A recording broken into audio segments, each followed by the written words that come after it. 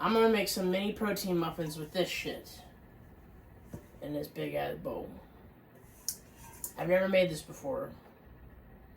So, let me start off by showing you the ingredients.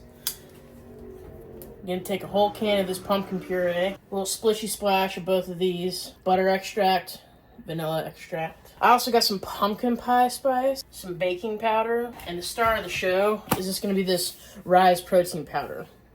It's the pumpkin spice roll kind. Oh yeah, we're making pumpkin protein muffins. If you didn't fucking catch that. Where's my... I'm iffy on pumpkin stuff. Super iffy on it. I don't even like pumpkin spice lattes, but I fuck with that pumpkin cream cold brew at Starbucks. That shit is the bomb.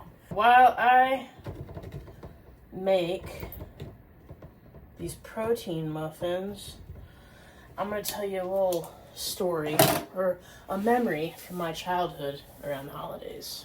When I was a kid, some years, me and my brother would go down to Florida for Christmas to visit some family down there. I have a Cuban family. There's a lot of us, a lot of kids. So a lot of cousins, aunts, uncles, but definitely a lot of cousins. A lot of cousins that were around my age too. And when we would go down there for Christmas, on Christmas Eve specifically, we would go, it was at night, food, music, fun, kids running around, family all around.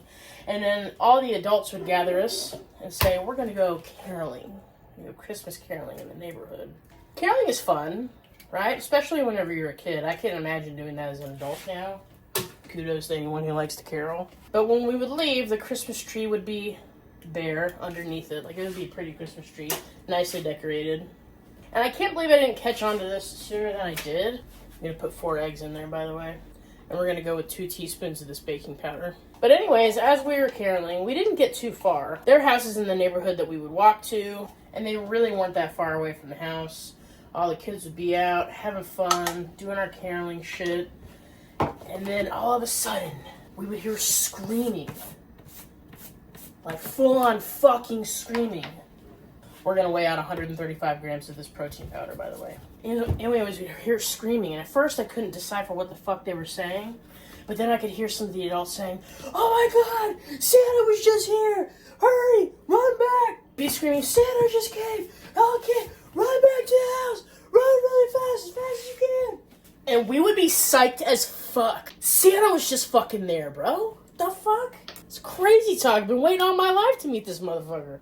We're gonna go in with 2 teaspoons of this pumpkin spice. And when we get back to the house, there would be Christmas presents all under the tree. Like, it felt like hundreds of them that weren't there before when we went caroling. It was so magical. And I remember thinking, how dare I go fucking caroling? I should have known better. Santa was gonna be here. I didn't know Santa was gonna be here, but if I had stayed, I would have got some fucking meet Santa Claus. I've been trying to catch that motherfucker all my life. We're just gonna do half a teaspoon of this vanilla. And then I'm gonna do half a teaspoon of this butter extract. It was such a magical and creative moment, especially as a kid. Santa Claus just fucking being there, the presents under the tree, the warmth getting back into the house, even though it was Florida, it was still cold outside in December. The joyfulness, the screaming from all the kids, and just pure, utter amazement, joy. I think I even, for a second, remember going outside to see if I could see Santa in his sleigh, like fucking going away from the house. But it really just made something that was already like so incredibly magical, that's already filled with wonder and whimsy and quirkiness. It made it into something unforgettable. If I ever have kids, it's something that I want to do for them. That's how impactful it was. So as goofy as some Christmas movies are, I really enjoy watching them for the magicalness, because there's nothing in the entire world that will ever make me feel the way that I did that night. Little dude that I've only ever heard about in stories was seriously just fucking 100 yards away from me.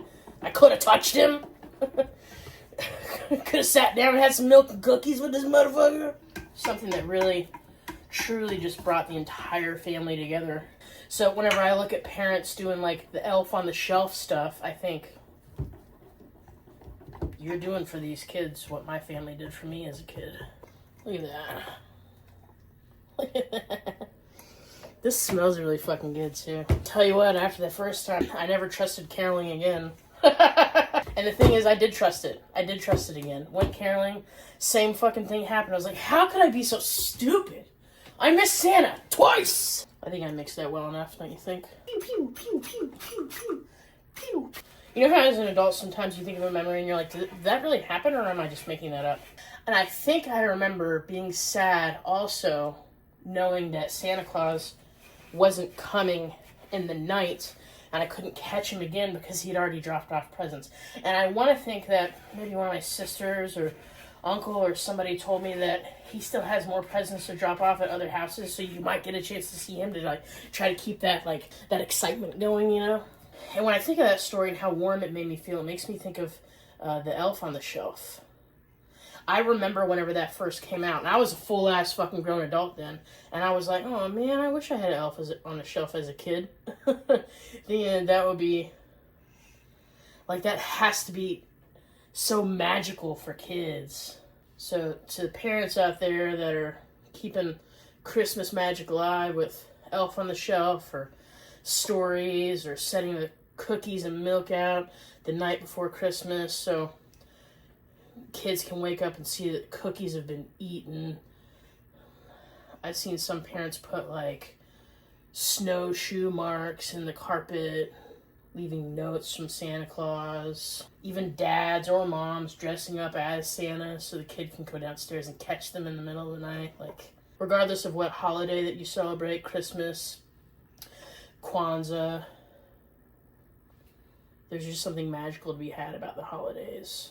Even down to just going to see Christmas lights at the park, or making muffins and smelling them inside your apartment, having a little fire going, a Roku TV fire going, Christmas stories, bedtime stories, Christmas music. I love Christmas music. People hear me bitching about the holidays a lot, and I do be bitching about them just simply because they're so busy. But whenever I stop to take a second to remember, there's a lot of things about the holidays that are quite magical. It chills me out a bit. When my mom bakes around Christmas, her house is just filled with these savory scents. Whether it's pie, or ham, or cookies, or brownies, you really can't beat it. So the older that I get, the more that I try to savor like the little things that I lost as a kid, because a lot of those things kind of leave for a little while whenever you realize that Santa Claus isn't real, Tooth Fairy isn't real. I don't remember being told that Santa Claus wasn't real. I think I blocked it out of my mind because Santa Claus trauma. But my mom remembers it very vividly. She says that we were on the way home from school, and my brother, I think, asked about the Tooth Fairy or Santa Claus because some kid at school told him he wasn't real. And he asked my mom, "Is this true?" And Mom goes, "Yeah." She says we're both crying. We were starting to get to that age where we're gonna find out one way or another. And then one of us asked, I think Chris asked, what about the Tooth Fairy? Is Tooth Fairy real? Mom goes, no. And Chris goes, ah! Probably both of us went, But I don't remember that conversation. And thank God, because it sounds really sad. I'm having that appreciation for the things that I didn't appreciate as much as a kid, especially after I learned that Santa Claus didn't exist. And it's really, really nice. It's really nice to appreciate things and not be reliant on other people to appreciate them with you. Like, just take it for what it is. Because I live alone. And I like living alone. So don't be sad for me. But there was a period of time where I was like, I can't enjoy this unless I'm doing it with somebody else. Yes, the fuck I can. Yes, the fuck I can. I can enjoy it. I'm going to put these in the oven at 350 for 20 to 22 minutes, it said. Woo! God, I feel like that Beyonce meme. Get in there.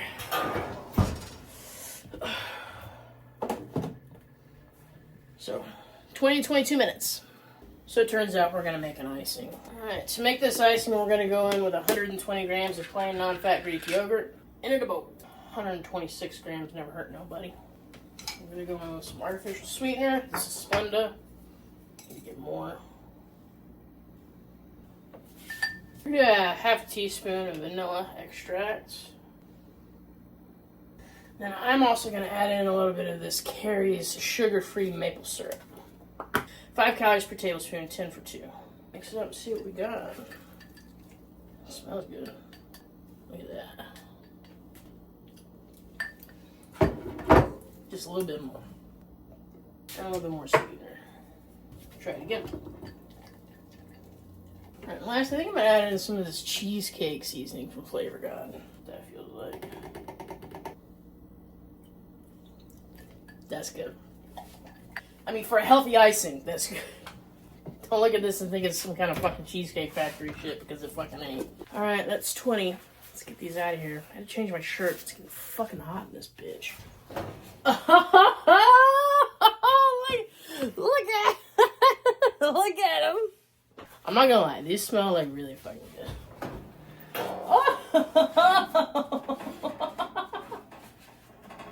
Get.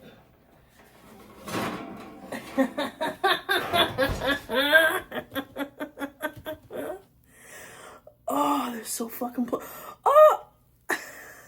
Ah, fuck. Alright, we still gotta do the toothpick test, which means you take a toothpick and you stick it in one of the muffins, and if it comes out clean, then it's done. Look at that. Very nice. Okay.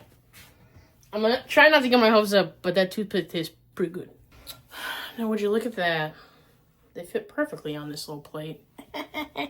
So take the time out of your life to do something super magical for yourself. Ooh. That's not bad. Something magical for other people. Because at the end of the day, you have one life to live. And if we're not actively trying to seek out the things that make life worth living, it can be really fucking tough to do. Oh, yeah. Oh, fuck, that's good.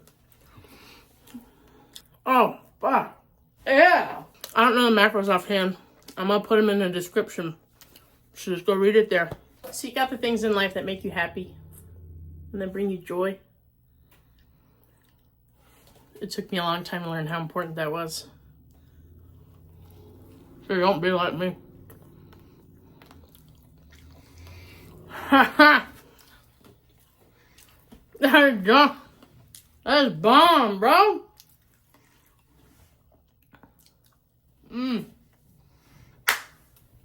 Thanks for watching. Goodbye.